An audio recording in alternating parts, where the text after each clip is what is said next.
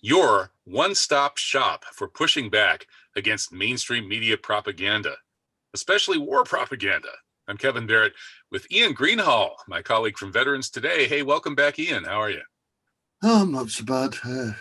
Glad that we're not yet at war. Well, that's under discussion. Are we at war or not? I don't know. We'll talk about it. Let's jump right into it. We've got so many huge historic stories this week. So I guess we do need to give our obligatory disclaimer that if you are shocked or perhaps even vulnerable to having a heart attack, apoplexy, or other health issues when you see truthful coverage of current events that conflicts with the nonsense in the mainstream media, you probably shouldn't be watching this show. So please consult your doctor in that case. If you're, on the other hand, somebody with a strong constitution, both internally and medically, as well as perhaps believing in the Constitution of the United States or other constitutional countries, maybe you should be watching this show. And if so, please email us at ffwn@noliesradio.org and put join in the subject line. That way, if we get banned from various platforms, which we have been in the past, we can keep you apprised as to which platforms we haven't yet been banned at. Speaking of banning, how about the chances of getting banned for this week? This is in fact news. This is what Iran is saying. This is the official slogan, not official of the Iranian government, but of pretty much the unanimity of the Iranian people. And there are hundreds of millions of supporters in the region and around the world. An entire world will avenge you.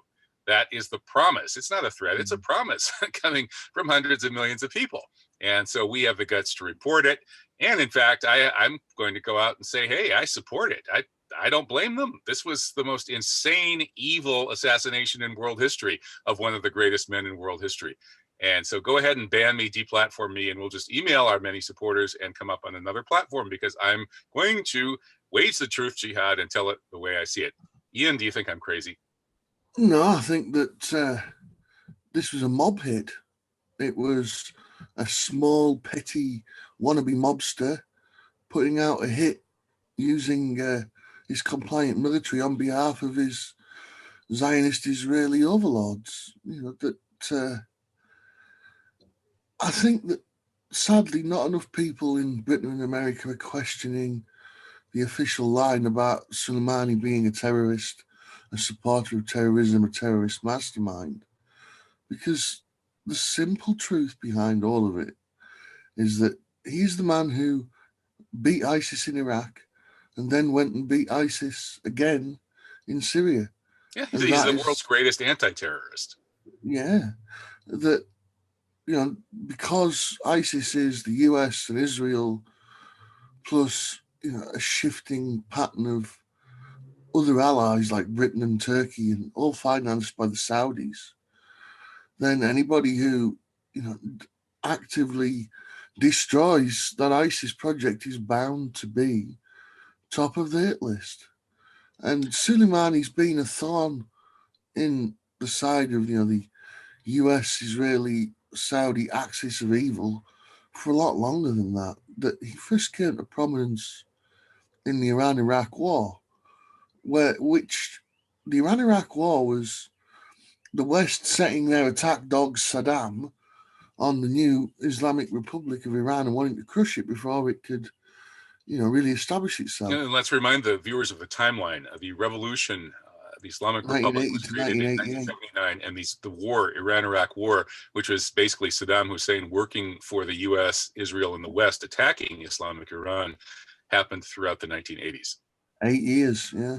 And it was trench warfare, poison gas, massed artillery, shoulder-to-shoulder bayonet charges. It was, World War I type fighting. And Saddam had all the modern weapons, all the Western backing, all the finance. And all the intelligence. We were supplying Saddam not only with poison gas and other illegal weapons of mass destruction, but we were also giving him all of the U.S. intelligence, satellite photos, and so on. And they lost because... They still lost. The Iranians rallied a couple of million fanatics to the cause, and the West had forgotten two factors. The first one is that, the Iranians are not Arabs. they're Persians. They have, thousands of years of proud history. They weren't about to go under. And the second thing was the fervor of the Islamic revolution, that a lot of the millions of young Iranians, many of them university students that volunteered, there was an Islamic fervor behind it. And the fact that, they were Persians and they weren't going to let a lot of Arabs beat them. And, they literally flung themselves in the tens of thousands at the invading Iraqis and beat them. And I just think, that it's always a bad idea to invade Russia because the Russians are very tough and will not stop fighting. And the weather's pretty bad too. Yeah, but you can't beat the Russians. Grenada is a good place to invade. Grenada, it has good weather, and it doesn't have the Russian military defenses either. But I would say the same thing about Iran, though. Don't invade Iran because it's got the advantage of not just the two factors I already mentioned, that, the Persians are very proud and they've still got, a very strong Islamic revolution going on, but geography's on their side as well. They've got high mountains on three sides, and the fourth side is the Persian Gulf and a bit of swamp. And most of the fighting between Iraq and Iran took place in that swamp that's at the head of the Persian Gulf, where Basra is. And it's the only place really where you can deploy large forces. And you're not going to get through that gap into the center of Iran when Iran have hundreds of thousands of missiles that they can rain down on you. And the missile factories are buried deep under the Zagros Mountains. So, they are prepared. That the fact that they got invaded and had to fight tooth and nail to survive, is still alive in the national consciousness, and they have very much prepared themselves for it happening again. And this time they've got Iraq on their side now. Iraq is now, as we're going to be talking about, ordering the U.S. to leave. Any U.S. action in Iraq, basically from now on, is hostile against the entire nation of Iraq. So Trump, who said that the invasion of Iraq by George W. Bush was the worst mistake ever committed in U.S. history, that Bush should have been impeached for it. Trump's now doing the same thing, only in spades. He's taking on two countries, not just Iraq, but Iran, which is about 3 times bigger and 10 times as powerful, plus Iraq as well, now allied with Iran. Talk about stupid. But let's move through the slides here. And the next slide is that Craig Murray, the former UK diplomat, has written a good piece exposing these insane American lies about Soleimani. And it's just pathetic how people in the so-called alternative media have felt obliged to echo these insane lies that Soleimani was a terrorist. He was responsible for the death of hundreds, if not thousands, of Americans. He was plotting imminent attacks on U.S. forces. All BS. If anything, Soleimani's crime was not killing Americans. Soleimani worked with Americans when they invaded Iraq and Afghanistan. He helped stabilize the situation. And I think he's going to have to answer to God for that. Well, no doubt Soleimani was responsible for the death of some Americans. And there were some attacks on American forces. But that was purely because those Americans and those American forces were cosplaying as ISIS. Right. Yeah. And you can't blame Soleimani's forces, which weren't Iranian. They were a mixture of Iranians, Iraqis, Syrians, Lebanese, and they weren't all Islamic either. Many were Alawite. There were quite a lot of Alawites. There were Christians.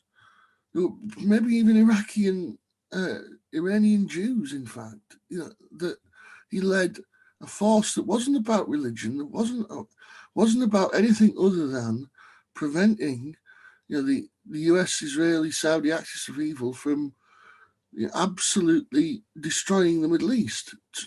And the fact that he was the impediment in that grand project, Wesley Clark talked about 7 countries in 7 years. It goes back even further. The Israeli Eretz Israel from the Nile to the Euphrates.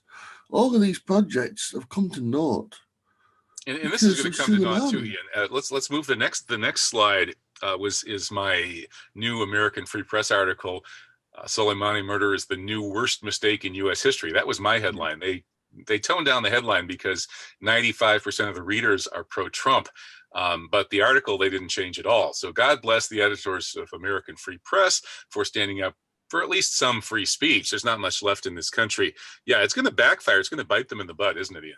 Well, people need to realize just, what Soleimani represented to the people of Iraq and Syria.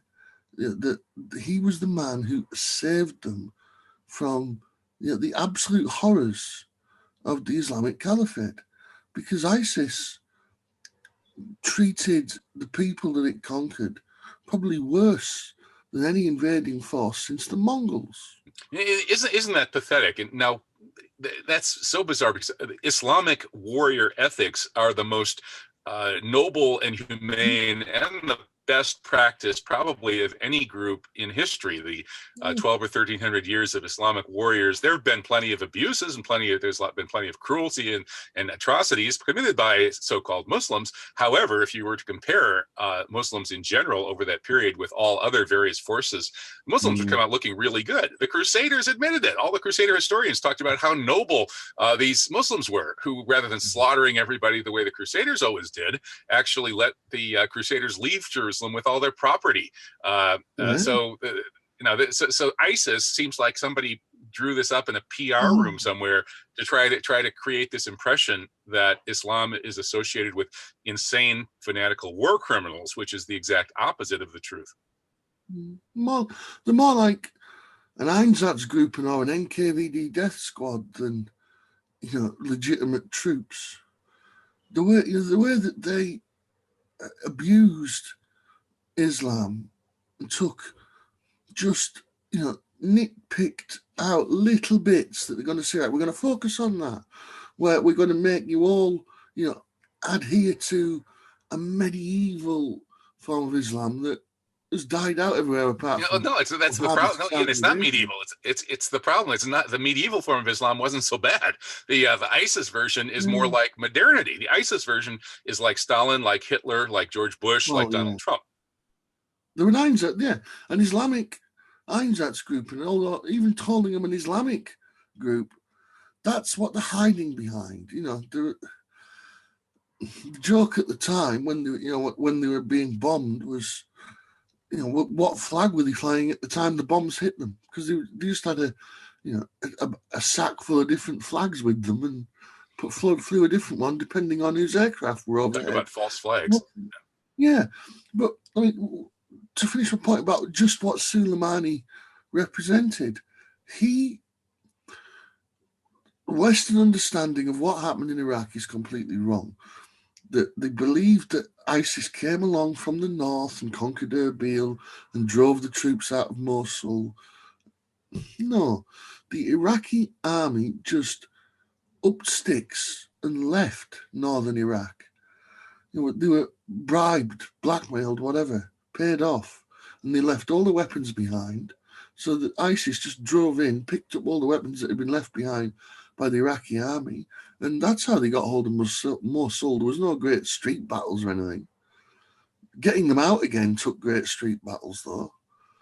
Well, so you had a situation then in Iraq where ISIS had took over the northern third of the country. It looked like they were going to take over Baghdad and the rest with nothing to stop them, because the Iraqi army had basically took the uniforms off and gone home. So the only force in the country that was even remotely organized to fight them was a Shia militia. Well, they weren't capable of doing much, but that Shia militia became the seed for something the Iranians built in short order in order to stop ISIS and save Iraq, which is what they did. They built up that Shia militia with Iranian training and Iranian weapons and Iranian backing and Iranian recruits as well. And that Shia militia, led by Soleimani and almost completely Iranian in nature, beat ISIS in Iraq. Therefore, and it may have killed a couple of Americans who were training ISIS, funding ISIS, and giving weapons to ISIS. And Saudis. They didn't mess about. When you're fighting people of that nature, then the only thing to do is kill them. And that's what they did. Well, that's what war is, of course. Yeah. Yeah. Well, Patton said it. The job of the soldier is kill the other bastard first. Right. Well, the thing about there is a difference, though, Ian, don't you think, between people such as so many people in Iran who not only are going to kill the enemy if necessary, and in the case of ISIS, it obviously was. In the case of the Western-supported Iraq invasion of Iran in the 1980s, it obviously was, but who are also willing to, if necessary, sacrifice their own lives by meeting the enemy on the battlefield, as opposed to the cowards today who sit behind video consoles playing what amounts to a video game, blowing up civilians at wedding parties, and every once in a while killing a noble, courageous warrior like General Soleimani. I mean, I'm ashamed to be living in a country where these scum of the earth are sitting behind these video consoles, murdering either innocent people or heroes. That's all they do. Those are the most disgusting people that have ever lived. And unfortunately, there are people at bases here in Wisconsin who are doing this. I sometimes have thought about going to the bars where they hang out about an hour and a half's drive north of me and giving them a piece of my mind. Well, we've got British military personnel who are either stood over the shoulder of Saudis that they've trained, or probably more likely doing it themselves because the Saudis are rubbish, and actively attacking Yemen with drones and other advanced weapons. So I feel the same way as you do. But I mean, you've got to understand now that the Iraqi people have become very grateful and very close to the Iranians in a way that they never were before, because the Iranians saved them from ISIS. And the Syrians are equally grateful to the Iranians, because once Soleimani had kicked ISIS out of Iraq, he went and did the same thing in Syria. And not only did he defeat ISIS in Syria, he also defeated the ragtag of mercenaries and private military contractors that formed the various so-called opposition groups. That Soleimani won on the battlefield the eternal gratitude of the Iraqi and Syrian people. And if you understand the Arab mindset, because these are not Europeans, we can't look at them with the same mindset as we look at Europeans. Arabs are still all about revenge and the blood for blood. And I don't know if I would put it that way, Ian. What I would say is that Arabs and some other traditional peoples, well, I'd say there's still some honor in that culture. There's no honor left whatsoever in the West, and there's still the notion of honor that still exists in the Arab world. That's how I would phrase it. Yes, but the way that it was explained to me was that if somebody sheds their blood to protect you and your family, then they become an honorary member of your family's not the right word, and tribe, I suppose. Right. There's a blood guilt, a blood bond, yeah. Where because you defended me with your blood, if somebody attacks you, I have an obligation to defend you. So the Iraqis and the Syrians feel that obligation now to Iran. So if America attacks Iran, not just Syria and Iraq, but probably factions throughout the entire Arab and Islamic world, right, will rally we'll be getting to some stories about that. But yeah, let's move one more slide though, Ian, and talk a little bit about the backstory here. The surface story is so strange and bizarre and insane. This BS. Soleimani was planning to kill Americans, blah, blah, blah. But we don't have any details. We don't have any proof. We have no clue about what he was really, but we're just going to say he was going to kill some Americans, even though that's not true. I mean, that's basically the official version here. And it makes no sense. I mean, even the Trump's advisors, even Pompeo, a psychotic Christian Zionist Armageddonite who wants the world to blow up in a nuclear holocaust as soon as possible, so Jesus will come back and beam him up. Even a nut like him isn't stupid enough and ignorant enough to do that.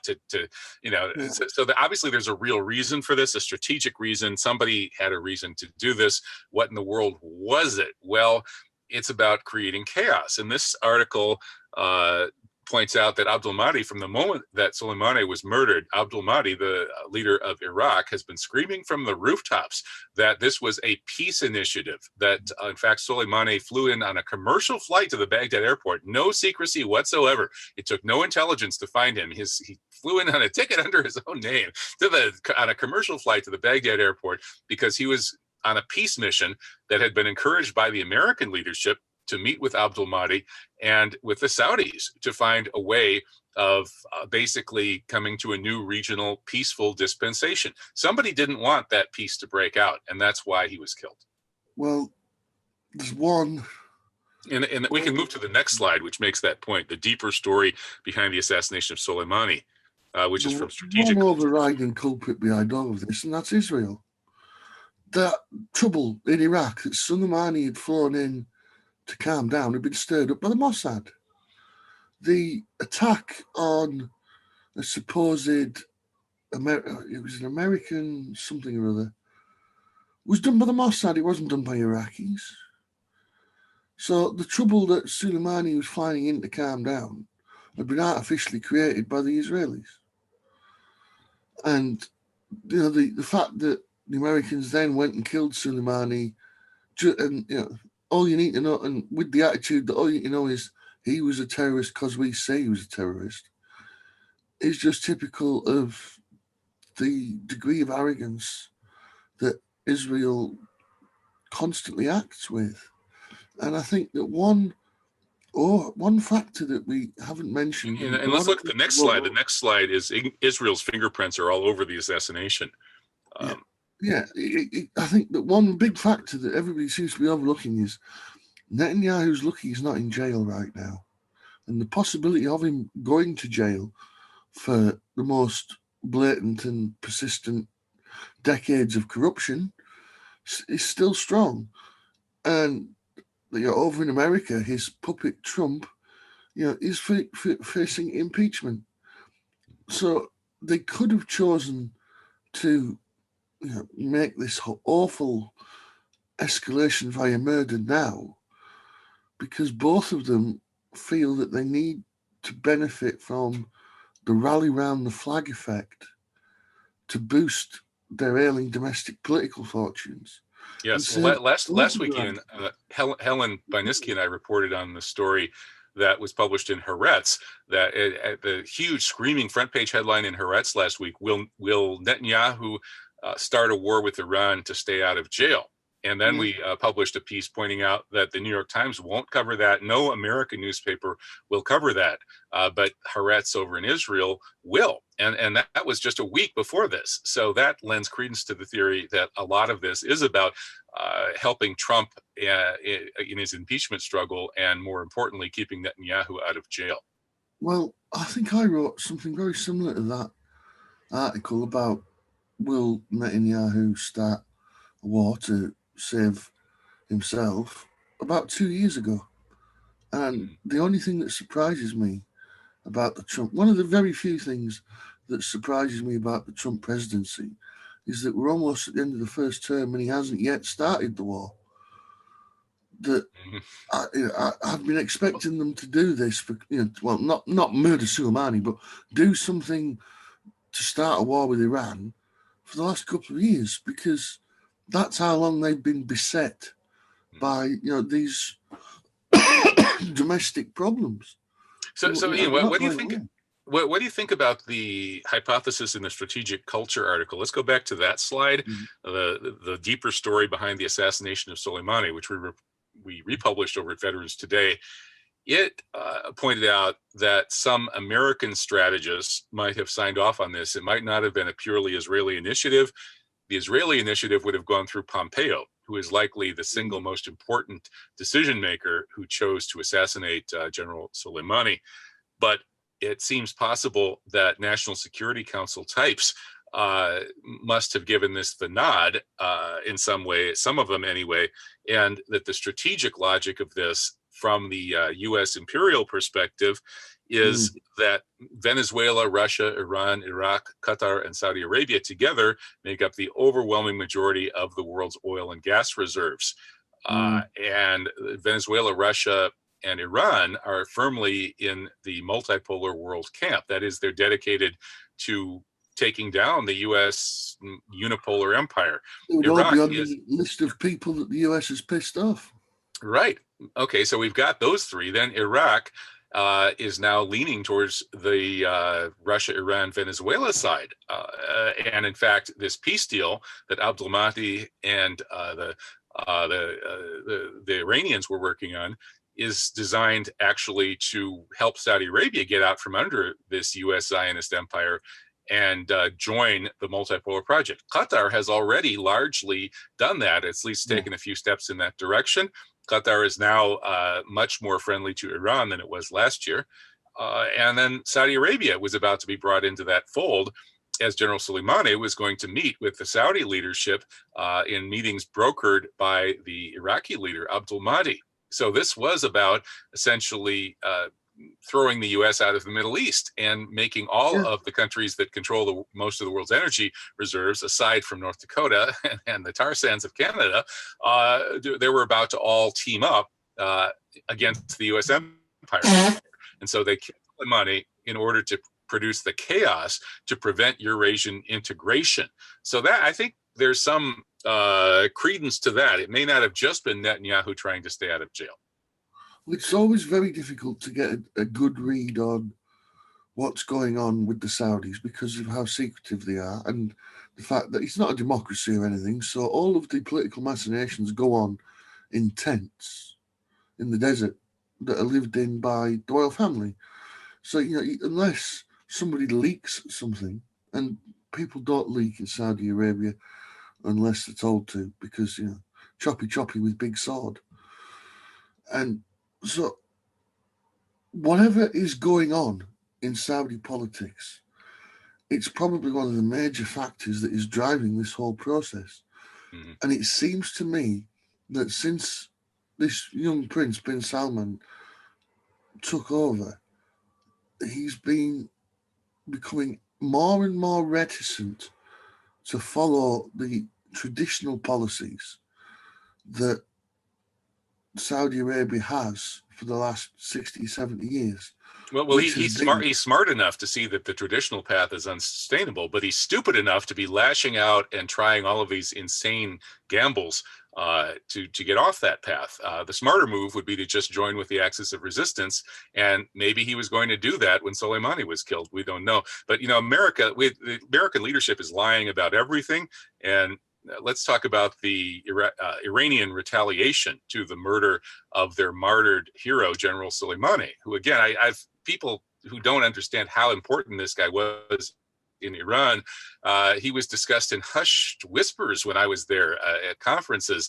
He's loved far more. You can't even compare this to like if Kennedy and Martin Luther King had been killed on the same day by Russia, how the American people would have responded to that back in the 60s. It's difficult to think of a military leader who has enjoyed the same kind of celebrity. I can't think of anything, maybe at a certain point, the way the French thought about Napoleon, I don't know. The difference, though, is Napoleon was the front man, and General Soleimani was loved in Iran in part. They compared him to the Scarlet Pimpernel. They seek him here, they seek him there. Everybody knew that Israel in particular was trying to kill him, and yet he was successfully avoiding that in various ways and leading this very successful campaign against ISIS, Israel and America's proxy. In any case, so obviously Iran had to retaliate for this, and obviously that retaliation is not over, that this symbolic strike at blowing up American bases in Iraq is just the very beginning. But even that probably did a lot more damage. Trump tried to imply, there was really no damage, nobody died, it's okay, no problem. Well, here at Veterans Today, we published the images showing that those Iranian rockets are quite devastating. They hit their targets. Maybe they were nice enough to send the word ahead of time so that we were able to evacuate and minimize casualties, and that would fit with Iran's relatively noble and ethical disposition. But number one, this was a powerful strike, and it showed Iranian rockets can blow up American military bases, and they could do it to bases full of soldiers if they wanted to. And then number two, this is a tiny, tiny grain of sand on a larger speech compared to what is coming in terms of Mm. retaliation, not just from the official Iranian government, but from the friends of General Soleimani, and there are hundreds of millions all over the world. Well, I agree. And the thing is, the Iranians have been, I think, extremely clever in how they've handled the response. I don't think they could have handled it much better than they have. That what they did, they had to respond in a military fashion because the Iranian people demanded it. They couldn't lose as much face as doing nothing would have lost them. So they had to take military action, but there was a huge trap contained within that path. In that, you kill Americans, then it gives Trump and Israel, excuse to go to the next phase of the destruction of Iran project that they're clearly trying to build.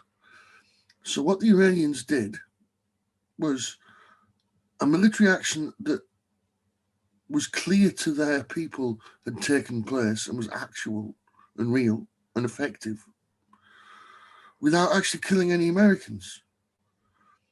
But it made without killing any Americans, it made a couple of very salient, very important points very strongly. The first one is, we can hurt you. Now, that base was protected by a state-of-the-art Patriot system that was flown in a week or two ago. Well, what's Israel descended by? Exactly the same thing. Mm-hmm. Patriot system. Right. And Ian, I'm sure you're aware of reports that Iran essentially said that if Trump were to follow through on his threats and do a major bombing of Iran, especially if he's targeting cultural sites and other war crimes like that, Iran was poised to hit Israel with everything it has, which is would essentially obliterate Israel.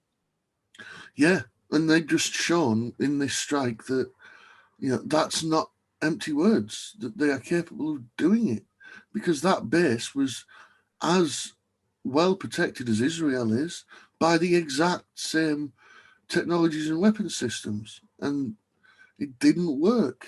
And that explains why Trump looked so chastened when he announced that we're standing, Iran stood down and we're standing down too.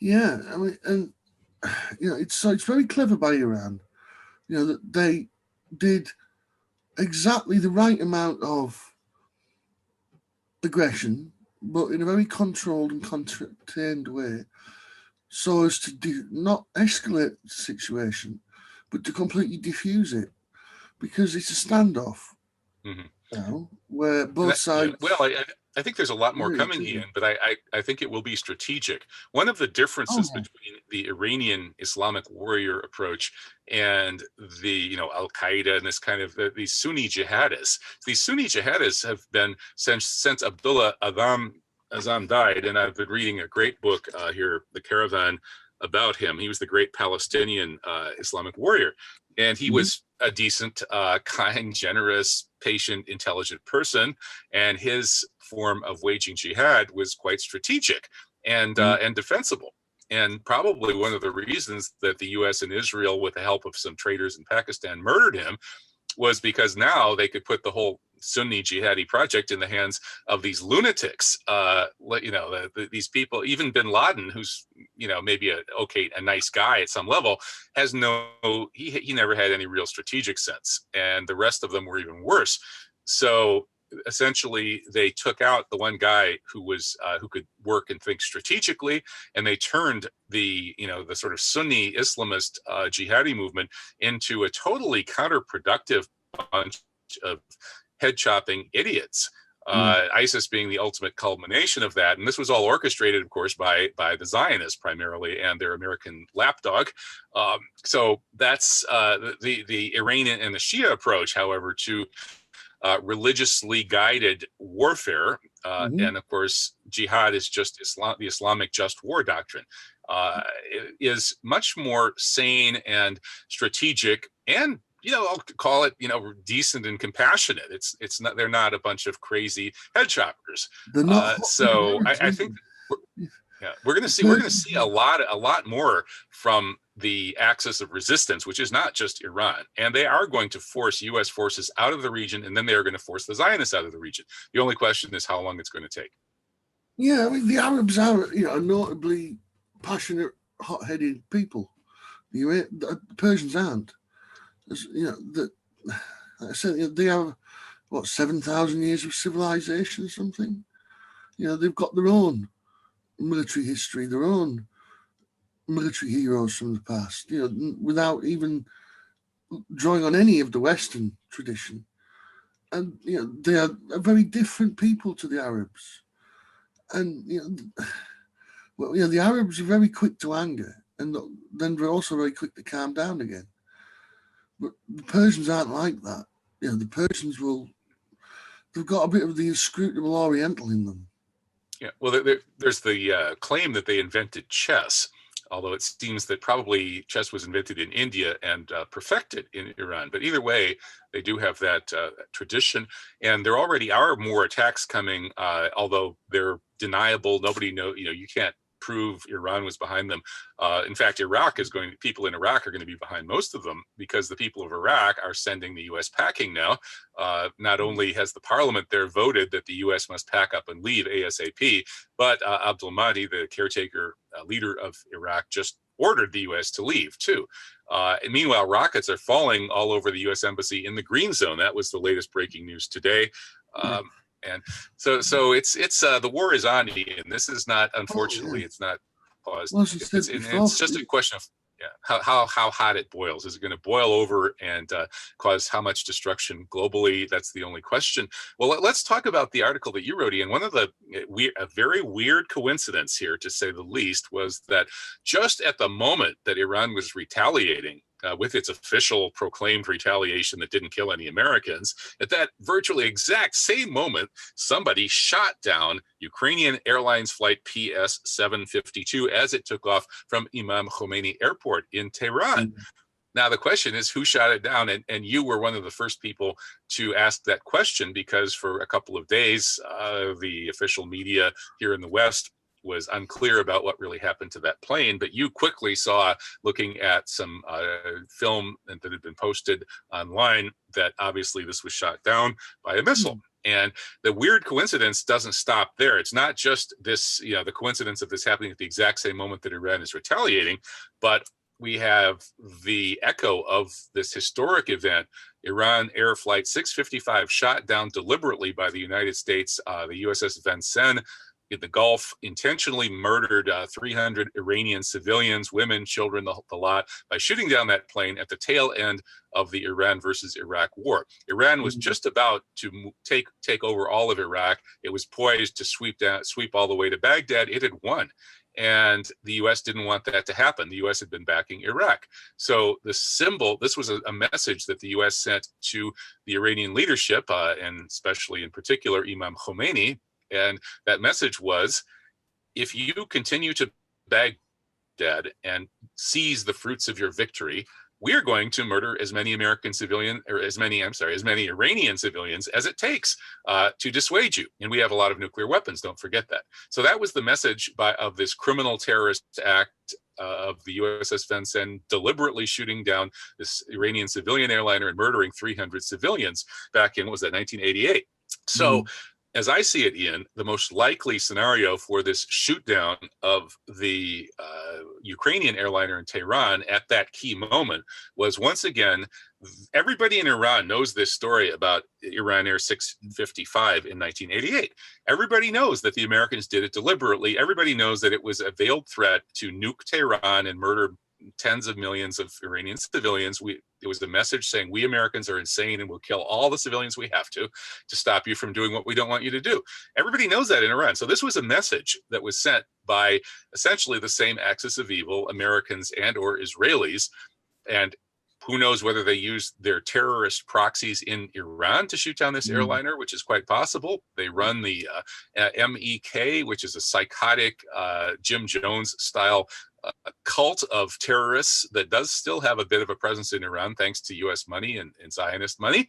Or maybe they did it, as Jeremy Roth-Kushel, our esteemed False Flag Weekly News colleague, suggests, by hacking into Iranian systems and having an Iranian anti-air system fire the missile that brought this down. But either way, this was the real axis of evil, the Americans and the Zionists that did this. And in my opinion, they were sending a message to Iran: be careful, do not retaliate, do not, and especially do not obliterate Israel, because people in Iran had been saying that if the U.S. goes too far, we're going to fire everything we have at Israel, and there won't be any Israel the next morning. I think that is the most likely scenario for the motivation behind this. I mean, it's very blatant. And for them to have done something so blatant, there has to be a solid message behind it. And I think it is precisely that if you even think about leveling Israel, as you said you might, then, we're not going to hesitate to use Trump's phrase, some of our beautiful weapons against you. Yeah, they talk about terrorism. I mean, terrorism is defined as intentionally killing civilians. Well, Trump or Netanyahu or both, they just murdered 300 civilians on this airliner to send their message. That's what terrorists do. Terrorists kill civilians to send a message. Trump and Netanyahu just did that. They're terrorists. Anybody who wants to enforce anti-terrorism should go after them. It's just the gangsters. It's just the mafia on a bigger scale. The mafia would kill people all the time to send a message. Well, this is exactly that. Just instead of shooting a guy in the head in a bar, this is killing 200 people above the skies of the nation's capital in broad daylight. Oh, well, it was actually at night time when it happened. It's just gangsterism. And it might also be a message not only to try to caution Iran about its threat to retaliate against any major American strike by obliterating Israel, but it might also have been meant to caution Iran about deniable attacks, because it might have been saying, we can do deniable attacks better than you can. And here's one: we're going to blow up an airliner and kill hundreds of innocent civilians in a deniable attack. And so whatever you do deniably, we can do 10 times that much deniably. It's a shit. You would have thought that by now, with all of the times that Israel has carried out a major terrorist act and blamed it on Iran, you would think that they would have thought, Iran would have got the message by now, and you don't need to keep blaming Iran. But I mean, I'll give you one example. Let's go to the next slide. We're only on slide 8. And we're going to go way overtime today, but we can't keep going until the cows come home. So talk about blaming Iran. Here's the psycho Christian Zionist Mike Pence, who actually is implicated in the anthrax attacks that killed a number of people in October of 2001. The anthrax attacks being part of the 9/11 anthrax Zionist false flag attack on America. Mike Pence was part of that. Mike Pence is a Christian Zionist, and for the details on Mike Pence's criminal actions, as his participation in the murder of American citizens and the threatening of the two top U.S. senators, Tom Daschle and Patrick Leahy, who were pushing through the Patriot Act and threatening to investigate 9/11, read Graham McQueen's book, what was it called? The 2001 anthrax attacks. So Pence is an anthrax criminal. He's part of the 9/11 anthrax team of terrorists. And here he is blaming Qasem Soleimani for helping the 9/11 hijackers, when Pence himself is part of the team that did 9/11. Well, as Jim Dean says, you just can't make this shit up. Zionists will have you believe that Zionism is nothing more than the desire of a certain section of the Jewish diaspora for a Jewish homeland, preferably in Palestine. Well, that's just a cover for what it really is, which is a doomsday cult. These Christian Zionists, even more so than the Jewish Zionists, their entire shtick is based on the end of the Bible, that fire and brimstone Revelations bit. And Yeah, but they've got it backwards, Ian, because the Christian version of the end times is about Jesus, the true Messiah, the apostle of love and peace and turning the other cheek and turning over the tables of the banksters when necessary. He's the true Messiah. He's the one that's coming back, and he's obviously not going to be a military ruler. However, the Jewish version of the end times is that a Jewish military ruler will take over the world and install himself on the throne at the rebuilt temple in occupied Jerusalem. He'll start slaughtering pink heifers and spilling blood in that rebuilt temple.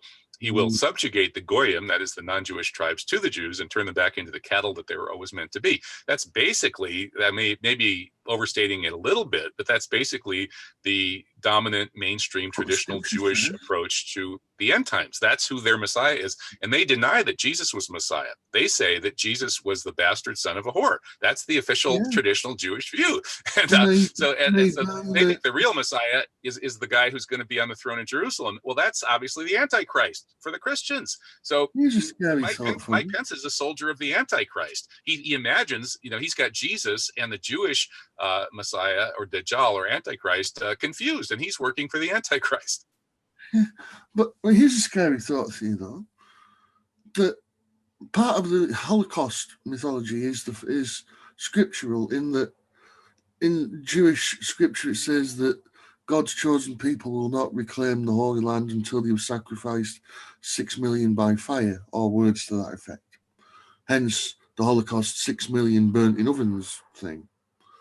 Well, what if people like Mike Pence are well aware that that's a lie, but they still believe in the scripture behind it, so that they still believe that in order for these prophecies that they want to come to pass, then there's still the little matter of sacrificing 6 million people to flames to get over. So does that mean that they have got plans to incinerate 6 million people at some point?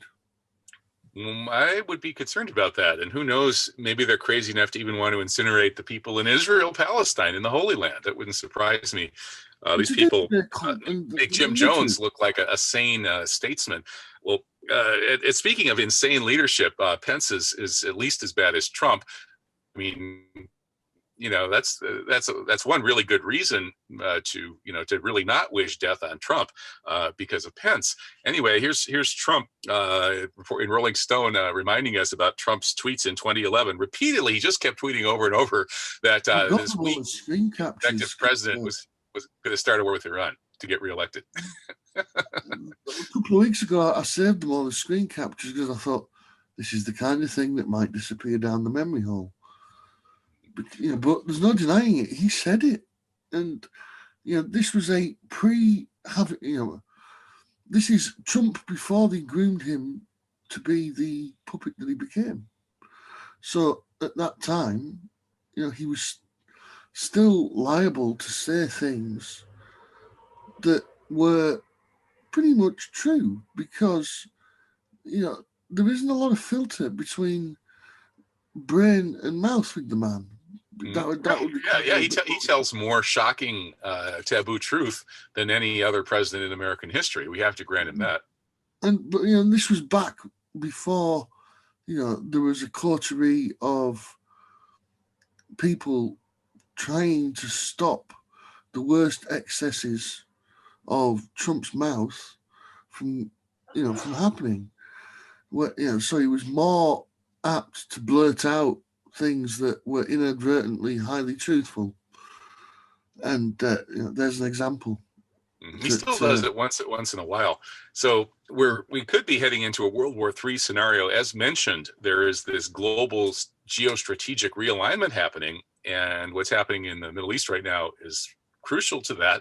And this assassination may have been partly designed to keep the chaos going there, to prevent the non-aligned powers from emerging as basically finishing off this Zio-American empire.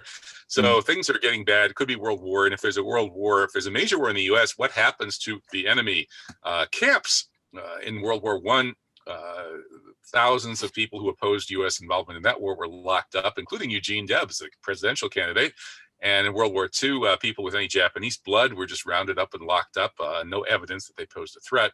And according to Richard Silverstein, the internment of Iranians has begun, as 60 U.S. citizens of Iranian ethnicity have been detained at the airport as they were trying to return to the U.S. from Canada. So hopefully they've been released, but this business of prison camps in the United States, dissidents being locked up and so on and so forth, that's all not going to happen in peacetime, we would hope. But if it turns into a crazy enough war scenario, all bets are off. This is hostage taking. Again, this is, the US government acting as, a mafia. That this, these actions, such as taking Iranian hostages, murdering, senior Iranian leaders, these are not the actions of a legitimate government. These are the actions of a mafia posing as a legitimate government. Yeah. And they are using the US, the various organs of the US state, whether they be law enforcement, intelligence, or military, in the same way that, the 5 families in New York had all kinds of associates that did the dirty work. Yep. And the world is outraged about this. Let's quickly go over the global reaction to Trump's assassination of General Soleimani. The Iraqi parliament voted to expel U.S. troops, and acting Prime Minister Abdul Mahdi just ordered U.S. troops to leave.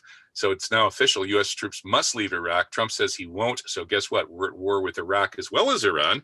In the next slide, Saeed Hassan Nasrallah, the leader of Hezbollah, gave a fantastic speech. Highly recommend that people need to read this about what's really at stake with this murder of his friend, Qasem Soleimani.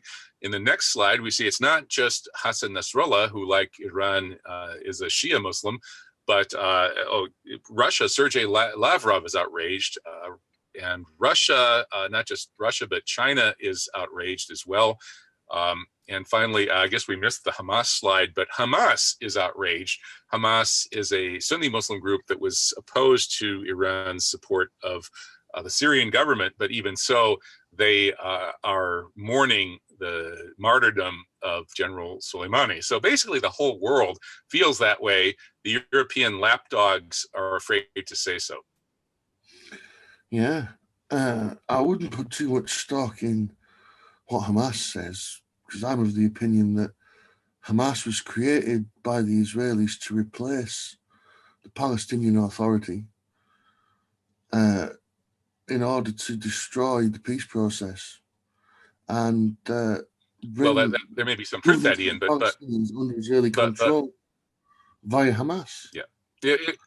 It wasn't, the Israelis didn't start it, but the Israelis supported it at the beginning, not realizing that Sheikh Yassin was a man of integrity. And today, the Israelis they regret having helped Hamas at the beginning, because Hamas has grown to be a much more formidable opponent than the Palestinian Authority, which is now an Israeli lapdog. And if you read Ronan Bergman's book on Israeli political assassinations, you'll see that this is a pattern that goes on over and over. The Israelis, they do more targeted assassination than anybody by orders of magnitude, and that's why they're top suspects in having been majorly involved with killing Soleimani. And what they do is over and over, they kill some pretty effective leader of the resistance forces, who's then replaced by somebody who's even more effective, and then they wish they'd never killed that guy. This has happened over and over and over and over. They killed the predecessor to Hassan Nasrallah, and Hassan Nasrallah turned out to be created this organization that beat them in 2006 and is vastly more dangerous to them. Likewise, Hamas is far more dangerous to Israel than the Palestinian Authority is, and they are shooting themselves in the foot by over and over and over running around murdering people and having it come back to bite them. And this Soleimani killing will come back to bite the Israelis vastly worse than anything else they've ever done.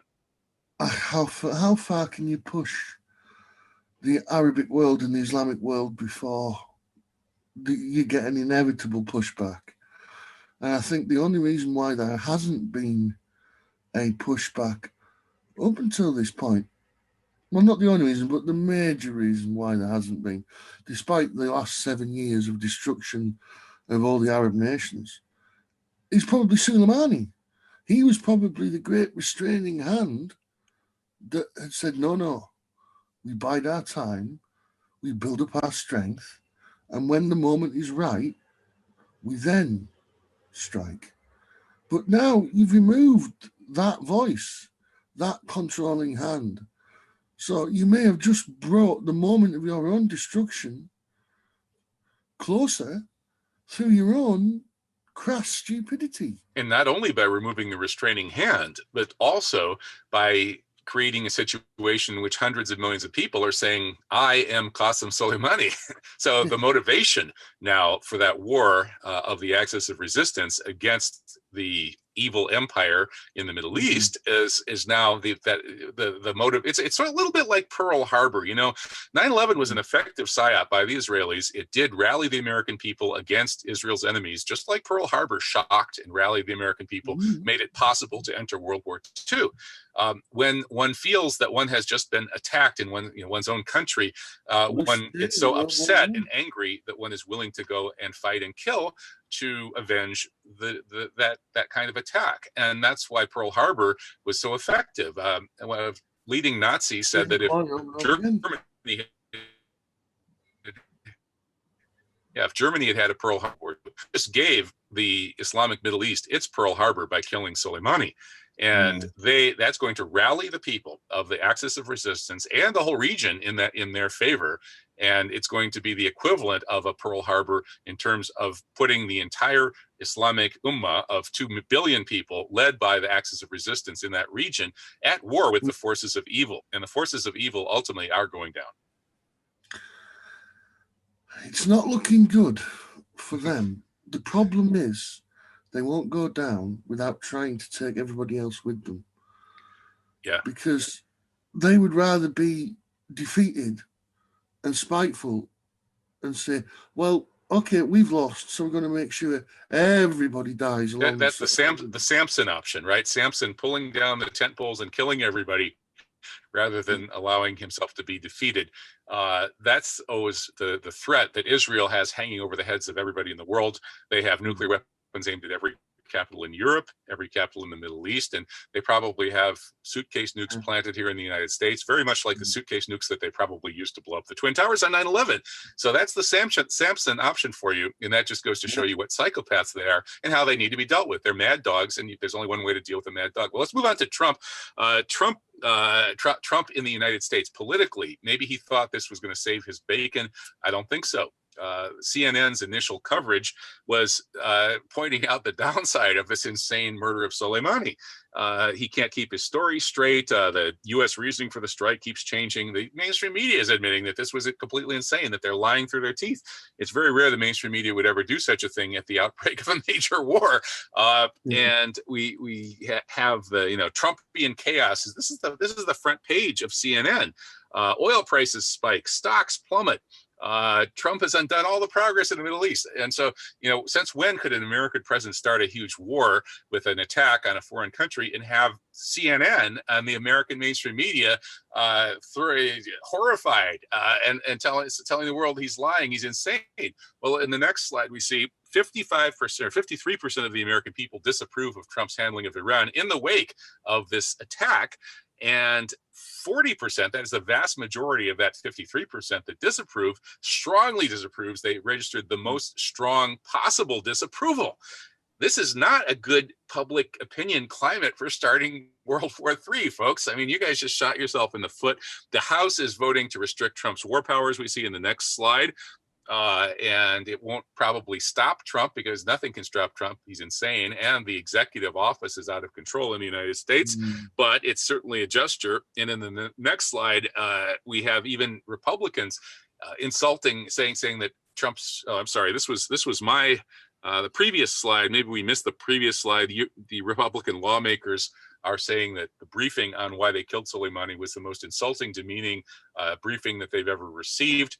And this is my piece at Veterans Today, pointing out that our loyal American troops who were, brainwashed into obeying every order by rote or clicking their heels and jumping on planes heading for the Middle East obediently, but they're heading for a very bad situation. And the 20 veterans per day who kill themselves, that number is going to go way up, because that's really all about guilt. Participating in unjust wars and the horrors that come with them is what leaves veterans with horrific PTSD memories that lead to them killing themselves. And so we're going to see thousands and thousands of veterans who will have killed themselves because of this insane murder of General Soleimani.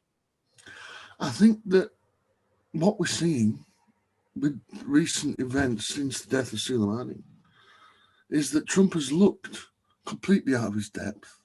He's looked completely incompetent. He's never looked more like a shaved monkey in a suit than he has done in the last week. And I think it's woken a lot of people up that didn't see it before, that didn't see just what an insane, low IQ, childish, moronic shitbag the man actually is. And I think in the last week or so, a lot of people have gone, oh my God, because we've given. Do we want to follow this guy into World War III?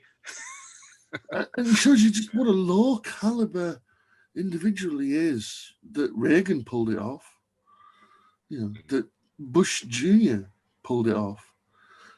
Trump isn't good enough as an actor, or as he's just.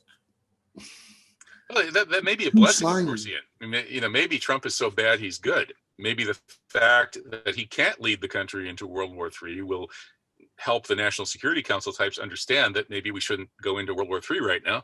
And let's look at the domestic reaction. There have been anti-war protests all over the country, and the most interesting incident was in Pittsburgh, where the real anti-war protesters who were holding signs like "Deport Kushner" and "Zionists lie, Americans die" were attacked by the fake anti-war protesters, that is the Zionist agents disguised as anti-war protesters. And every left-wing movement in every city in the United States is infiltrated by Zionists who are there precisely to do this. When I was doing 9/11 truth work in Madison, Wisconsin, in the aftermath of 9/11, I had people like this who were going all out to try to prevent anybody from talking about the truth about 9/11, the truth about Israeli domination of American Middle East policy.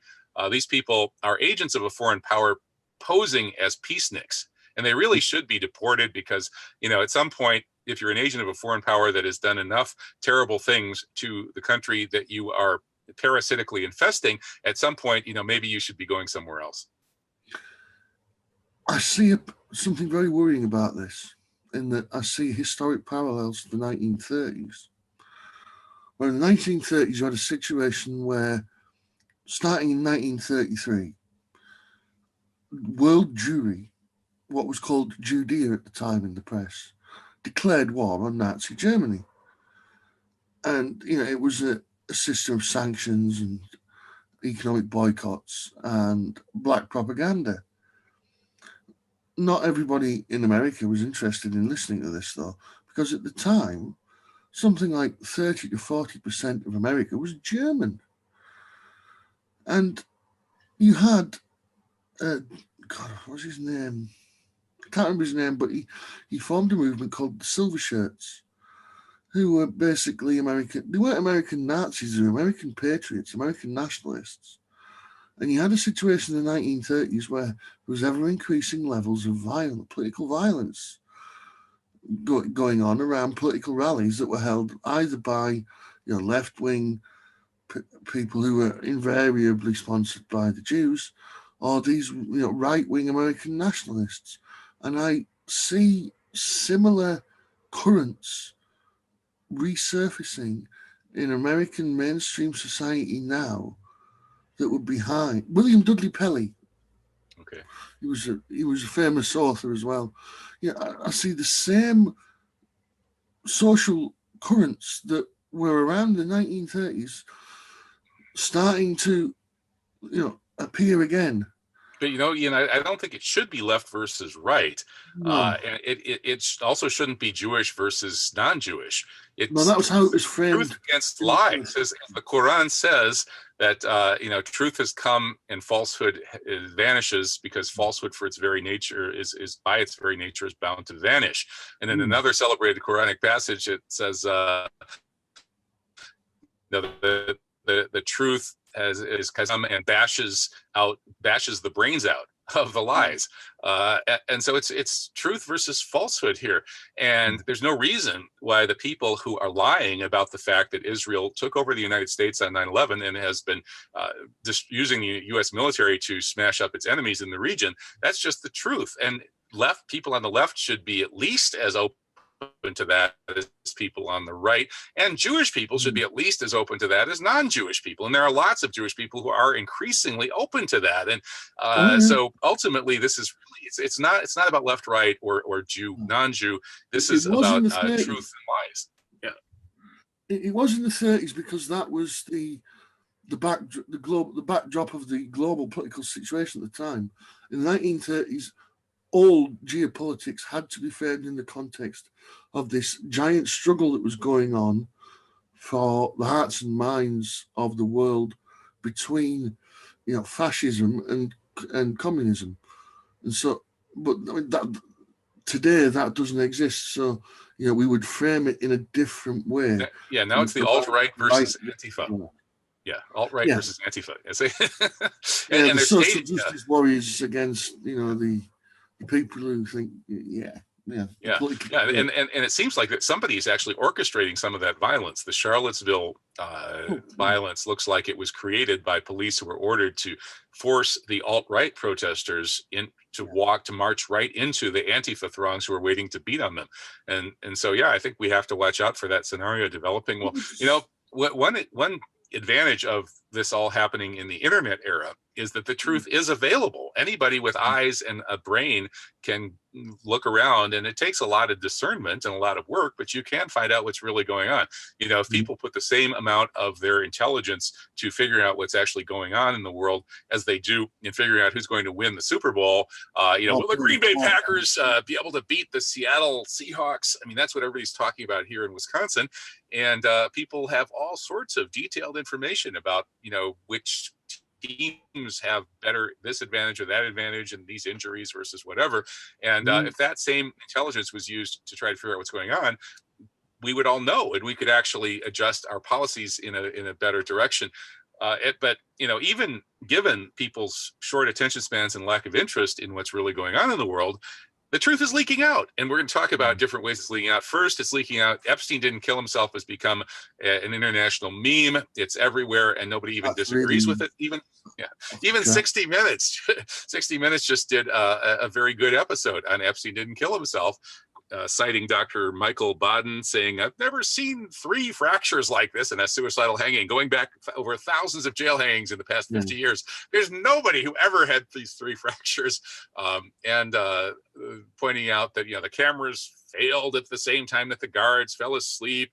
And the alleged suicidal noose is like a little bit of a bed sheet 4 feet off the ground with no blood on it, even though his neck is full of blood. And the idea that he would make a noose out of a bed sheet when he's got all kinds of wires and cords in his cell is completely insane. And on and on and on and on and on. And the surveillance video all disappeared. And Barr says he's seen some of the video that disappeared, and it proves that the official story is true. The whole world now knows that Epstein didn't kill himself.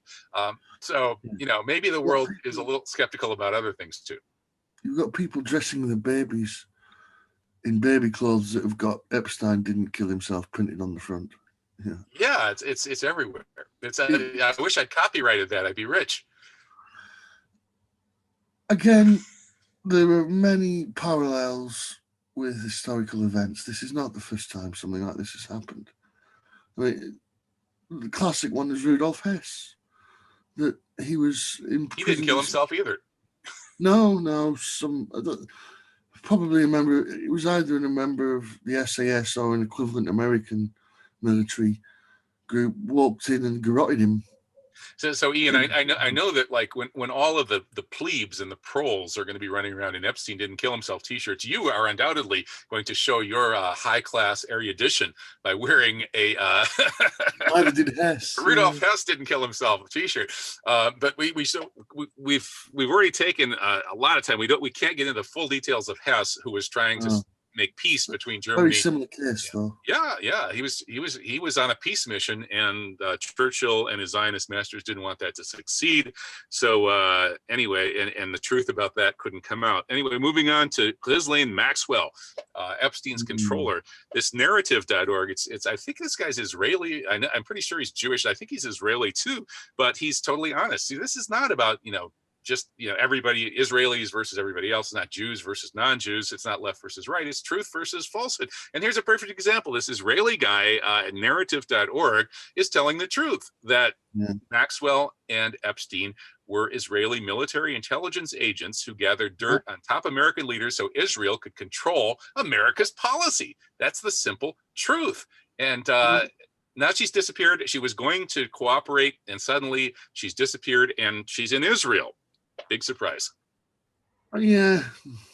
Well, that man that she stood next to there, that horrible, great, bloated piece of filth in human form, was her father, Robert Maxwell, who I can't remember his original name, but he had an Eastern European Jewish name, because even though he grew up in Britain, he was an Eastern European Jew. He worked for the Mossad. He didn't kill himself either. He basically... Robert Maxwell didn't kill himself. That would be another good T-shirt for the cool erudite people. Yeah. This is why Ghislaine Maxwell is not going to speak out anytime soon, because the Mossad killed her father. Because her father was a leading Mossad international asset for decades, but he was a criminal at heart, and he eventually got too big for his boots and tried to blackmail the Mossad. Yeah, that's a dangerous occupation. Yeah. Listen, you fat bastard, we're not having that here in the water with the fish. Well, Ghislaine Maxwell, she apparently doesn't hold any grudges about that. But what do you think about the timing here? Because she was all set to cooperate with prosecutors, supposedly, and then just last month, suddenly she had a change of heart and she disappeared, and she's been in Israel. I would guess the Mossad kidnapped her, took her to Israel, and she's now... most of the time, if not all the time, ever since. Is the war with Iran related to this? Yeah. Everything is related to this. This is a insight into why and how Israel manages to exercise such power and control over foreign governments. That they've been doing it for ever since, well, before Israel even existed. And that is using compromising material, and it's almost always a predilection for paedophilia, a perversion for young boys. They always use compromising material regarding the paedophilic activities of senior politicians and officials to control them. And Israel has had multiple high-level elite paedophile rings that it has run over the decades, precisely in order to control people. One of them was run by Roy Cohn. That one was in New York and Washington. And that was how 50s, 60s, 70s, 80s, Israel kept exerting undue influence over US politics because they had compromising material on senior US figures gained by Roy Cohn through the paedophile ring that he had entrapped these people into participating in. And Jeffrey Epstein was just doing exactly the same thing. Now, Donald Trump was, in fact, mentored and created by Roy Cohn. So that leads us to ask, what does Ghislaine Maxwell have on Trump? What do the Israelis have on Trump? What did Jeffrey Epstein have on Trump? And what do the Israelis who employed Epstein still have on Trump? And maybe that has something to do with why Trump just launched what amounts to all-out war on Iran by murdering General Soleimani. Well, Israel has such outsized control over U.S. foreign policy, in part because of these Jeffrey Epstein activities. And that's why it was able to blow up the World Trade Center in broad daylight. and have the media completely cover it up, have the politicians cover it up by owning all the top leadership, including Bill Clinton. We got new pictures of Clinton on the Lolita Express jet this week. But let's move on to the big segment this week, which is a historical overview of Israel's 9/11 guilt, based on your article here, Ian. Israel's 9/11 guilt comes home to roost.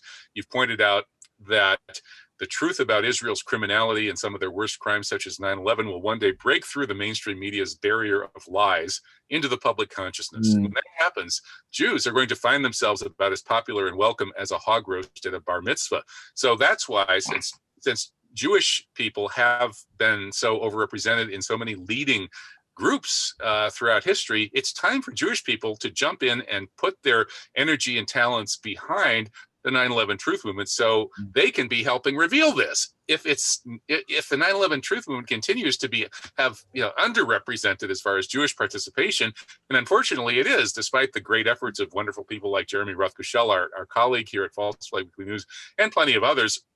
But still, we need a lot more Jewish people to help break this story, so that so we don't end up in a horrible situation where all Jewish people get blamed for the crimes of a very small number of Jewish people.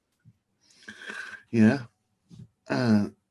Now, this realization by the Goyim that they have been abused by a group of Jews is a large part of why there are a substantial number of Jews who are very much opposed to what they see, and rightly see, as the criminal enterprise known as the State of Israel. Norman Finkelstein, the Jewish professor, wrote his book, The Holocaust Industry, as far back as 1994, where a child of survivors of Auschwitz wrote a book exposing how world Jewry, and Israel in particular, has exploited whatever events you wish to say did happen that have become known as the Holocaust, and they'd exploited them to such an extent for such a prolonged period of time that they turned into a veritable industry.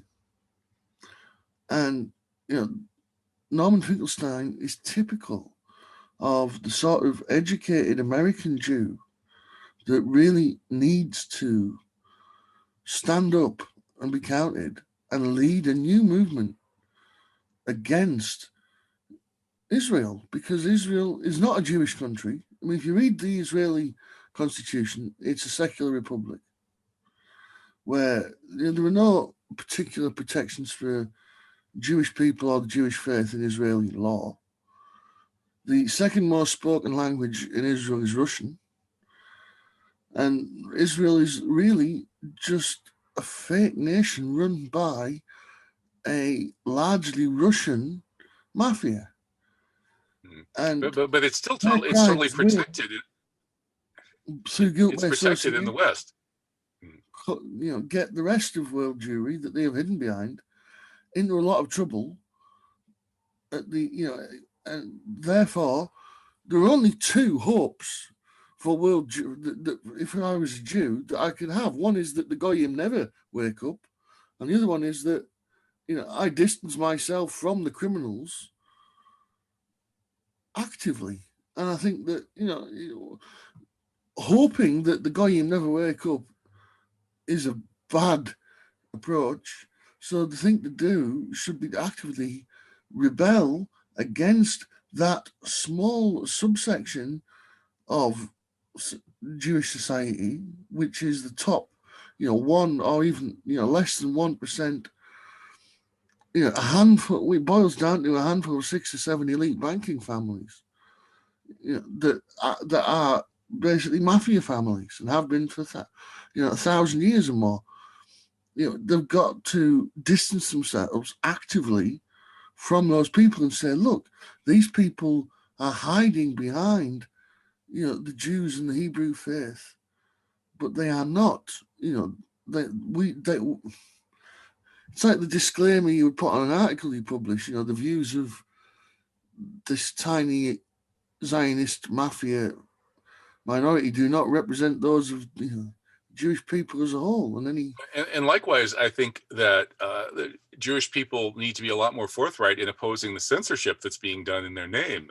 Let's go through a Yeah. few examples. In the academy, anybody who even comes close to speaking frankly about things like 9/11 is going to have serious problems, as I know from personal experience.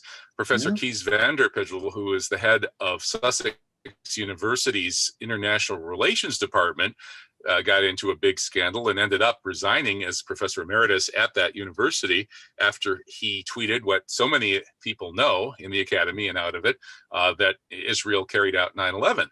And the people who lead the censorship that gets people like truth tellers like this professor shut down are going to be widely assumed to be working on behalf of that Jewish elite that you mentioned. And this creates a very bad perception for ordinary Jewish people to have to deal with. Another example, next one, is the so-called anti-Semitic flyers in Novato, California. Well, they were basically telling the truth for the most part. They got a couple of things a little bit distorted about 9/11. Yeah, pretty accurate overall. Certainly more accurate than what you would read in the New York Times about 9/11. And then in the next slide, CNN a few months ago carried this story about Marianne Williamson, the Democratic presidential candidate and famous, what shall we call her, mystic or what have you, talking with me on my radio show in 2012. And basically what she and I said on the radio show, I think all was one of the better conversations that you'll come across in any media anywhere. And yet here they are trying to shut her down and get her thrown out of the presidential race because she said something halfway sane about 9/11 on my radio show, and I said something even a little more sane than what she said. And then even in the Arab world, if you try to tell the truth about this, they censor you. In Jordan, a fellow named Abdul Hamid al-Hamshari, writing for Al Dustur newspaper, just told the basic truth about 9/11. That Zionist pressure, Zionist Americans did it as an inside job. It was done to destroy the Middle East for Zionism, which is the basic truth. And they're trying to shut him up. So I think the Jewish community needs to start maybe by defending the right of people to discuss this event and other events, because the perception is that the criminals who are behind these crimes are the ones who are covering them up. And anybody who's helping covering up these crimes by bashing those of us who are trying to tell the truth looks like they're complicit in the crimes too. Well, they've been programmed over 70 years to believe that they should automatically support and defend Zionist Israel, because a failure to do so inevitably leads to the concentration camp, the gas chamber, and the crematory oven. That is the great fear that they've been inculcated with since 1945, and they need and that kind of extreme psychological state explains why these Israeli spies would stupidly, wildly celebrate the controlled demolition of the World Trade Center and get caught doing it. And so we included in our links, which people can find, one way is to go to truthjihad.com and click on the False Flag Weekly News link. Find the links. Just look for the broadcast. And today is Friday. What is this? Friday, January 10th. So go to the Friday, January 10th show and look at the links. And here we have a link that gives you all of the FOIA released FBI documents about the Israeli spies who were caught wildly celebrating the controlled demolition of the World Trade Center. They were set up to film before the planes even hit.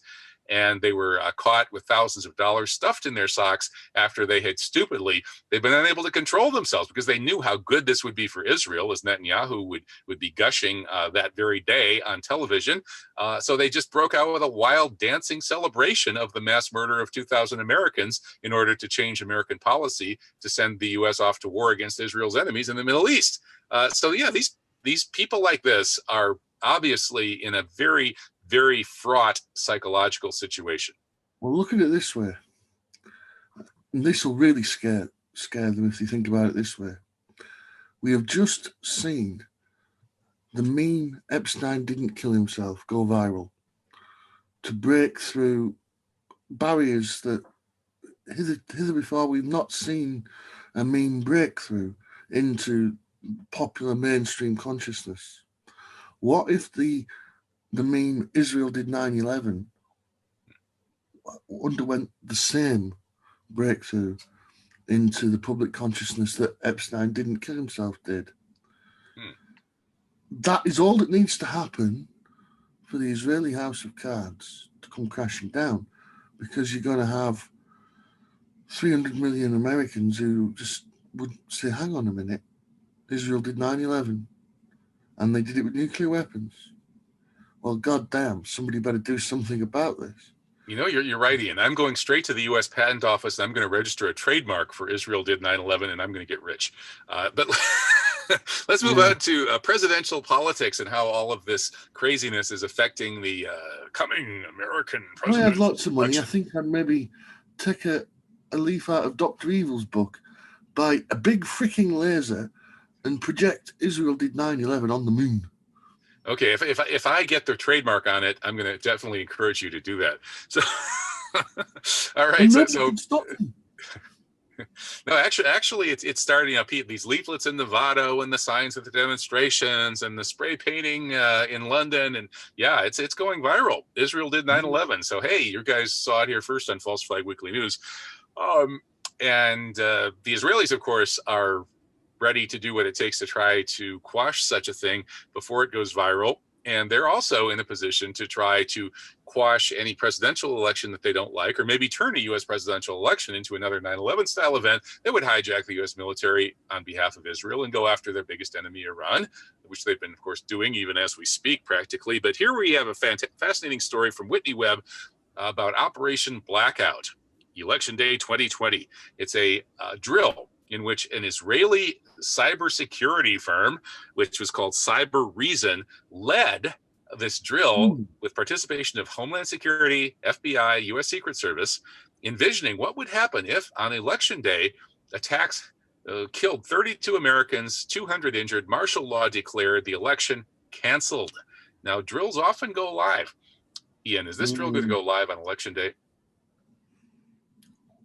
This is precisely the sort of contingency plan that you would expect them to have in place, because that great orange lump of fat with the ridiculous hair that is currently in the Oval Office may become unelectable between now and the election. Well, also, martial law would be very helpful in stopping people from writing, Israel did 9/11 the way they've been writing Epstein didn't kill himself. If that does go viral, I'm sure the Israelis probably have a contingency for provoking martial law in America. So anybody scribbling such things will be led straight to the hydrogen cyanide gas chambers. Yeah. Let's move to the next slide on presidential politics. Scenario. You never know these days. John Bolton got fired. We thought that was maybe going to put a damper on the Zionist-led Trump's war on Iran plans, but unfortunately Pompeo was not fired. That's the biggest mistake Trump ever made. Anyway, here's John Bolton about to testify against Trump at the impeachment hearing. Or see, this is all a big plot. Are they going to get the Republicans led by Mitch McConnell to actually have a trial? Trump has been impeached, more or less, by the House. Will the Senate try him or not? Well, if John Bolton says, I'll testify, maybe some of the Republicans can say, oh, okay, we got to have a real trial to let John Bolton testify. And one theory is this would be so that they could convict Trump and throw him out of office because Bolton's got the goods on him. The other theory is that it's a total false flag, and Bolton's going to come in there and, in fact, deliver testimony that helps Trump, especially since Trump just did what Bolton wanted and attacked Iran on behalf of Israel. I don't know what the exact machinations are at the moment, but I think that regardless, there will be multiple operations currently in progress, all designed at saving Trump's ass. Because if America had a properly functioning legal and investigative system, not only would Trump have been thrown out of office, he wouldn't have got to run in the first place. There should be one of the great lessons that America needs to take from the Trump experience is that in future, anybody wishing to stand for such a high office needs to undergo proper vetting. He needs to pass an IQ test and a psychological exam. Yep, and score at least in the above the 10th percentile on both. And we need to see his tax returns as well. There needs to be a comprehensive, fit and proper person test to determine, find out. I mean, you want to uncover things like, he loaned a couple of $1 million off. What's his name? Netanyahu. Oh, that might be an area of concern. Yep. Trump does not have the support of the mainstream American Jewish community. He's getting less than a quarter of the votes from that community, and yet some of the self-appointed leaders of that community, not only people like the gangster Sheldon Adelson, but also the Simon Wiesenthal Center's Rabbi Marvin Hier, who spoke at Donald Trump's inauguration. They love Trump. And so here, this guy Hier, I don't know how to pronounce his name, but this rabbi, this Trump-loving rabbi who spoke at Trump's inauguration is now directing Trump to have the FBI create a new special task force on anti-Semitism to monitor, infiltrate, arrest, prosecute groups that criticize Jews or Israel, and to make sure that we will have good Holocaust education. According to this rabbi, there's near absence of Holocaust education in public schools. Well, actually, he's right. There's no education. There's just indoctrination. So maybe we have to agree with him on that. There should be some Holocaust education. What do you think, Ian? Education, call me old-fashioned, but I thought education, by definition, involved things such as learning historical facts and teaching people how to discern fact from fiction themselves. So, the phrase Holocaust education is highly oxymoronic when you think about it, because what they're calling Holocaust education is really, the opposite. It's indoctrination. If you want to teach a Holocaust education course, you could do it with two books. One is Debating the Holocaust by Thomas Dalton. It tries to present both sides of this Holocaust debate, the revisionists versus the establishment. And it's actually pretty good. And then on the other side, you could show the book the best known book that defends the official story, not Deborah Lipstadt, because her book is useless. You would be giving the revisionists an automatic victory if you used her stuff, but rather it's Michael Shermer's book. It's called Denying History, I believe. And that book actually is really, I think, he at least makes a token effort to explain why the revisionists are wrong. And you can't show that they're personally, messed up Nazi, Jew-hating types. But he's, it's the best defense of the official version of Holocaust I could find, which really isn't saying very much. Anyway, so put those two books up: one that leans toward the revisionist side, one that strongly endorses the establishment vision, and teach people to critically think, to try to figure out which, if either, is correct. That would be education. But I don't think that's what the rabbi wants. What he wants is anti-Semitism hysteria, and that's what is happening. Anti-Semitism hysteria everywhere. Even in New York now, they're going to rescind the bail law. There's a new bail law that has allowed nonviolent criminals to get out without cash bail, because so many poor people get locked up forever because they can't afford bail. But now they're going to rescind that. Why? Well, the poster girl for rescinding this is some poor black woman who has slapped a couple of Jewish women in the face. Apparently, there's some kind of black versus Jewish, Orthodox Jewish tribal problem going on with the Jews moving in and taking over real estate and chasing out the blacks. And so that we heard about some. Yeah. So they're going to revoke bail because it's letting these horrible anti-Semitic criminals, like some poor black woman who slapped a Jewish woman in the face, get out on bail. She's the Willie Horton of anti-Semitism.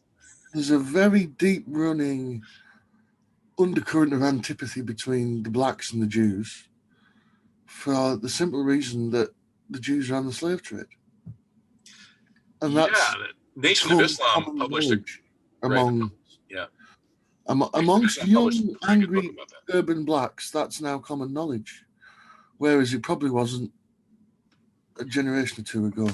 But more recent scholarship on it by people like the sadly deceased Dr. Tony Martin, Yes. leave you in absolutely no doubt, that Jews owned all of the slave trading companies, all of the slave trading ships. It might have been, white Christians who did the actual dragging across the Atlantic and sailing the ships, but it was a Jewish enterprise.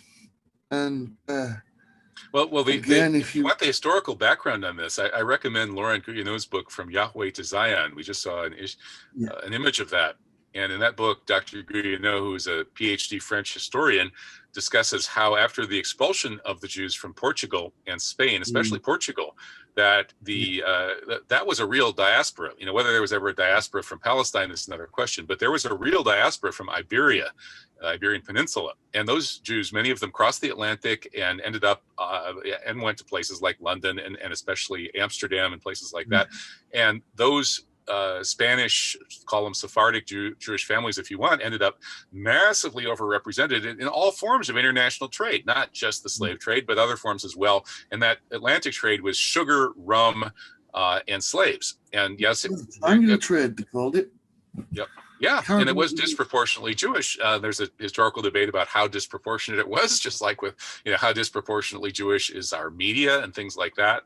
In Hollywood, there's a debate, but nobody in their right mind would argue that it wasn't disproportionately Jewish. That is, the proportion of people who were running that trade who happened to be Jewish was much higher than the relative population of Jews versus non-Jews in those areas. So we have all the records in places like Boston and Philadelphia of the entire slave trade. So we know every ship that arrived carrying slaves. We know, how many slaves are on that ship. We know who owned that ship, who profited from it. We've got all the ledgers, we've got everything. And all of the ships were owned by Jews. All of the slave merchants in New York, Philadelphia, Boston, whatever, were Jews. It was that's pretty disproportionate. Yeah.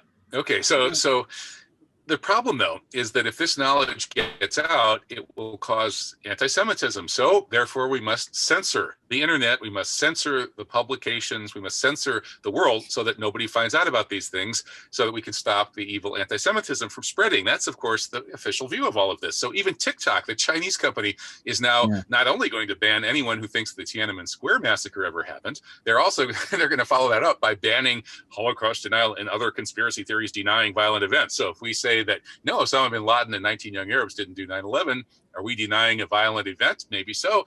And even the Chinese company is banning us. So, and again, this is my point is that ordinary Jewish people who generally are devotees of the philosophy of liberalism, which we may or may not agree with, but still under that philosophy, there's supposed to be free speech and free debate. So I call on ordinary Jewish people who are maybe the leading force in the philosophical liberalism in the West today to stand up for liberalism. And do you want our media to be run by Chinese style censorship? I mean, apparently you do.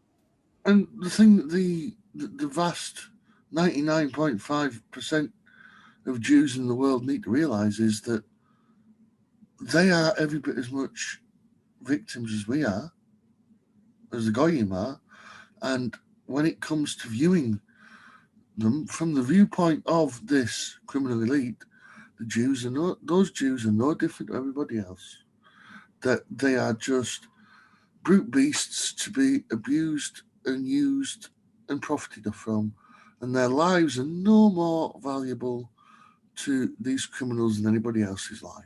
And let's also emphasize that much of the elite in the criminal elements of the elite, which may be disproportionately Jewish, but it certainly is not entirely Jewish, feel the same way about ordinary people. So we do have a problem here. We're human herd governed by a psychopathic elite, and we need to overthrow that elite and create a new dispensation. But that won't happen until we have free and fair debate, until we overcome these attempts at censorship. And we have an interesting ally on this particular censorship issue. Oliver Stone did a pretty good movie on the JFK assassination, although because it was funded by Israel's biggest nuclear arms smuggling spy, Arnold Milchan, it didn't quite go all the way with the Michael Collins Piper side of the JFK assassination, but it's still a darn good movie, JFK by Oliver Stone. He did a terrible movie on the World Trade Center that barely, just explosions in the background to get a little bit of 9/11 truth into a movie where nothing was openly said about 9/11 truth. And now here's Oliver Stone saying Jewish control of the media is preventing free Holocaust debate. This in Haaretz, Israel's best newspaper. Oliver Stone, is he not only a JFK truther, but a Holocaust truther or revisionist or what have you? What do you think, Ian? I think that his movie JFK would. You change one important fact in it and you've almost pretty much got the truth. Mm-hmm. That is that Permindex, he has it being a CIA front. It wasn't. It was Mossad. It was a Mossad front. You change that one key fact, whole different movie. Mm-hmm. Whole different. Yeah, well, if Arnold Milchan is financing the movie, I guess you probably would have to change that fact. I would have thought so. Now, if we're going to get the same level of historical veracity from an Oliver Stone film about 9/11, then where he only changes one key fact, then I say that's a damn good thing, because how many people were only woken up to the fact that the JFK case really wasn't a conspiracy by the fact that back in that when JFK was released, everybody saw the clip that was used to advertise it of Kevin Costner as Jim Garrison stood in the courtroom going back and to the left, back and to the left. And that advert for that movie did more to bring the Oswald didn't do it into the public zeitgeist than anything else. That was the Epstein didn't kill himself of the time, right? Back and to the left. People should have been spray painting that. Yeah. And if he does the same thing for 9/11, people might be saying, something like, they evaporated, they didn't collapse. They were vaporized, they didn't collapse. Mm-hmm. I don't know. I don't know. I don't think I'm going to trademark that one. I don't think I'll get rich off that one, but we'll see. So Ian, you're a part of a tradition of great scholarship coming out of the British Isles, which have disproportionately produced more erudite thinkers probably than most other parts of the world. But the British Isles are also famous for eccentricity, weirdness. And how about the British government now hiring weirdos? The Prime Minister Boris Johnson's most senior advisor, Dominic Cummings, has advertised government jobs for, quote, assorted weirdos. He says that the civil service doesn't have enough genuine cognitive diversity. He wants to hire some weirdos. Now, my theory here is that he's following Cass Sunstein, who said that the government should infiltrate and disrupt 9/11 truth groups by fostering quote unquote beneficial cognitive diversity, meaning that you should stick some flat earthers into your 9/11 truth groups. Government agents pretend to be flat earthers, join the 9/11 truth groups, and that spreads beneficial cognitive diversity. So maybe that's what this Dominic Cummings is talking about. So he's advertising for weirdos. In fact, I'm thinking about, I can't make much money as a conspiracy theorist, but I guess that qualifies me as a weirdo. So if I move to the UK, Ian, do you think I can get a good government job with a pension by applying as a weirdo? I wouldn't mind having a go at that as well, you might qualify too. Yeah, basically what Dominic Cummings is saying is, there aren't enough turds in this punch bowl. But Dominic Cummings is a very important figure to know about, because I believe that he is the real directing force behind the Boris Johnson government. He's Boris Johnson's brain, just like Karl Rove was George Bush's brain. Correct. And he was, the driving force behind the whole Brexit fiasco, which clearly has been carried out in order to fatally weaken both Britain and Europe. But Dominic Cummings, do you remember Christopher Steele, the man who wrote the Trump dossier? Well, Christopher Steele was an MI6 agent, and in the early 90s, he was stationed in the city of Samara in Russia. Well, in 1993, the KGB exposed him as being a British spy and kicked him out. A few months later, who should arrive in Samara, Russia, than Dominic Cummings, who lasted 3 years in Russia before the KGB kicked him out, not because they uncovered that he was a spy, but because he was, it's not that clear, but it's something to do with him setting up an airline that was flying from Samara in Russia to various Western European destinations, primarily Berlin, I think. Well, this airline, just as it was about to get off the ground, was shut down by the KGB, and Dominic Cummings was thrown out of Russia. So what I am proposing is that Dominic Cummings was also an MI6 agent, and he was Christopher Steele's replacement in Russia. And that when the KGB figured that out, they then kicked him out. But I believe that that's the start, not the start, but one of the pillars of the Russian takeover of Britain that we have seen in the last 20-odd years. Yeah, the Russian mafia has moved into London.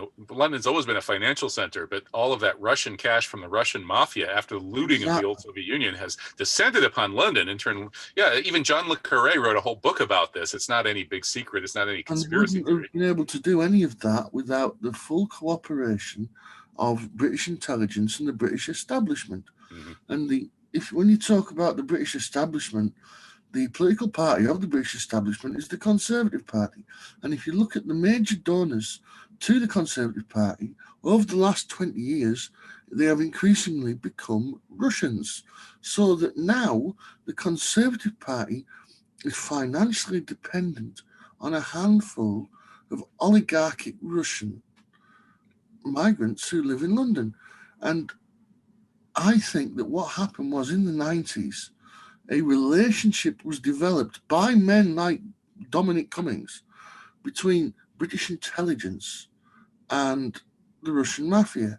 And that was how the laundering of Russian mafia money stolen from the post-Soviet economy through the City of London was set up and run by men like Dominic Cummings. And the fact that he is now, in effect, running Britain, well, that means that Britain is being run by the intelligence services on behalf of the Russian mafia. There you go. So I guess you don't have to be psychic to know that, but it might help.